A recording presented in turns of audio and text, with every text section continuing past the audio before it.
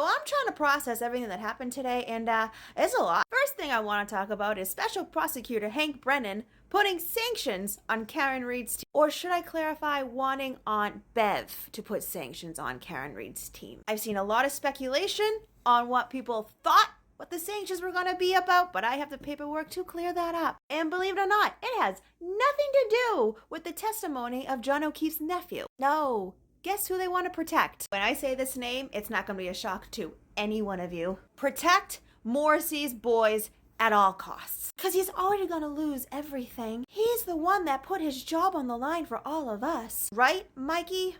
Commonwealth's motion to impose sanctions pursuant to Mass R. Crim. Rule 48, whatever. You remember in my previous video, I went over everything to do with Michael Proctor and what's new with everything. In that, I noted when Karen Read's team filed on February 11th, 2025, they filed the defendant's motion to reconsider reciprocal discovery order. And in that, they quoted text messages between Lally, who has since been benched. Notice how he sits next to Hank? This motherfucker has not said anything in months. He's filed nothing. Which makes you wonder, why did they hire Hanky Panky and he still has to forcibly sit there? Anyways, text messages between Adam Lally and lead investigator Michael Proctor. Like, you can't actually make this up. Nothing surprises me anymore in this case.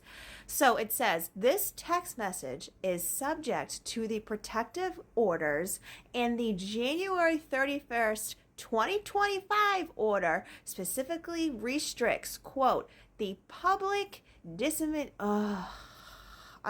Today was a day, okay? Don't make fun of me. I'm not even editing this out. Just let me live. The public dissemination of all communications, including those within the work cell phone of Massachusetts State Trooper Michael Proctor. The defendant attempts to unilaterally amend the protective orders by claiming that only the screenshot of Michael Proctor's text message is subject to a protective order. And then they go on to say that it's an obvious violation. I'm just still curious why it is under a protective order. Now, we don't know if it has to do with the feds. We don't know if it has to do with the Massachusetts State Police internal investigation with all these things going on. But like I've screamed from the rooftops time and time again, if you are a public servant and you fuck up even in private, why can the public not know about that? You are hired by us. You are paid with our tax dollars. So how come when you